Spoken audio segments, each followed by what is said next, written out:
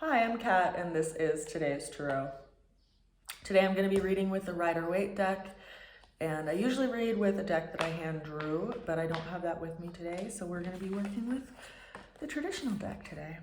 The opening card that we have for today is the Six of Pentacles. So we are going into a space of judiciousness around our resources. What do you value? Those are your resources. Could be your belief system, could be strictly financial. But what I would argue is that our greatest resource is time. And so how do you spend your time? How do you share your time? Where do you put your time? Where do you put your effort? And we're in a space of looking at this today so that we can better navigate where we want to put our time in the future. The challenge that we are coming into today is the Hermit card.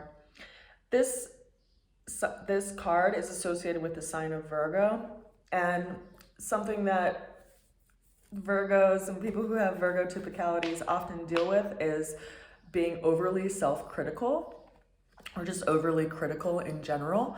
And we all have a sliver of Virgo in us, and we all have a mental function. So this card does speak to all of us, even though you may not have Virgo in your natal chart.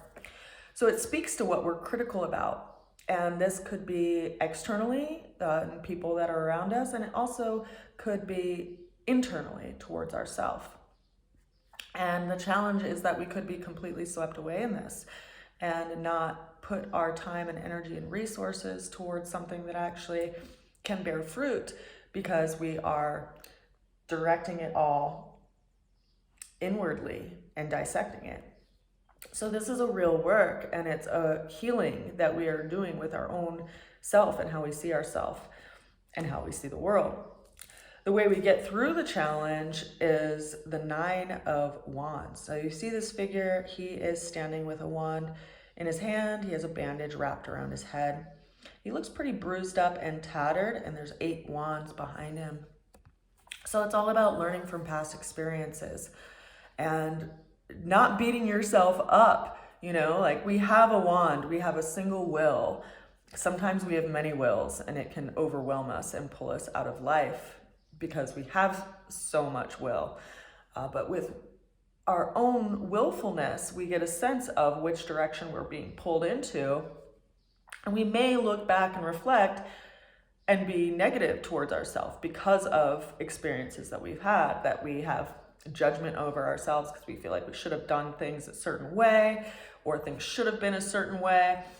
And what this card is showing up for is to remind us that we go through experiences to learn from them, not to beat ourselves up over them. We have this really weird conditioning in Western culture that's like, fate and karma and destiny are some weird stamp of wokeness that, if you go through something bad, it's a source of punishment, which I would encourage people to look at differently, because people are going through hardships all over the world, and it is very dismissive to assume that they just did something bad in a past life, so now they deserve their suffering. Life is all about trial and overcoming trial, and we forget that even with the fairy tales that we've all been raised with, the happy ending comes after trial. It comes after the person has gone through hardship and they've overcome it. And we forget that. We just want to look at the happy ending and be like, this is where life should be all the time, and that's unrealistic. We have to work through things, and it's by working through things and working through friction that we become, and that who we are is shaped, and how we interact with people and exchange with people has value. So I encourage you to take a step back, from looking at your experiences that you've been through as something that the world is punishing you with, and instead look at it as an experience to learn from, because that's what we're here to do. And our own sense of will is something to observe. Where do you feel called to go? Where do you feel pulled? Where do you feel encouraged? Where do you feel warm? Where do you feel comfort? Where do you feel cold? Where do you feel unaccepted? This is all a way that our body gives us information from our environment to tell us where it's healthy for us to be and where it's not healthy for us to be. So I encourage you to work and listen to that own sense of will. The overall outcome that we have for today is the most beneficial card of the deck. It is the Sun card. It's the 19th Tarot Major Arcana. 19 is a 9 and a 1, which add up to 10, which is a crystallization.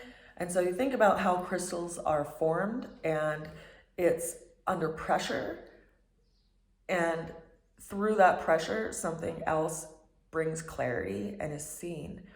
And that's what crystallization is and can be.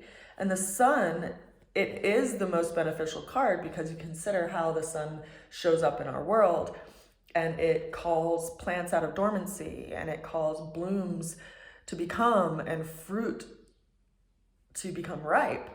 And so there's a power to the Sun, and this energy is also within us. And so this is speaking to this realization, a new sense of how we can show up in life, how we can engage in life, and how we can be true to ourselves, and how we have value to bring into the world, and what that is, because it really is so very precious. Just like the newborn child that is in this card. It's precious, it's being shaped, it's in motion. And you are that way, no matter how old you are, no matter how many days you've been on the planet, no matter how many days you have left to be on the planet. You're here to shed your light, to shine your light, and to be the sun in your own world. That is our tarot reading for today. I send you a good wish and so much love as we navigate through all the changes that are in our lives. And I will see you again tomorrow.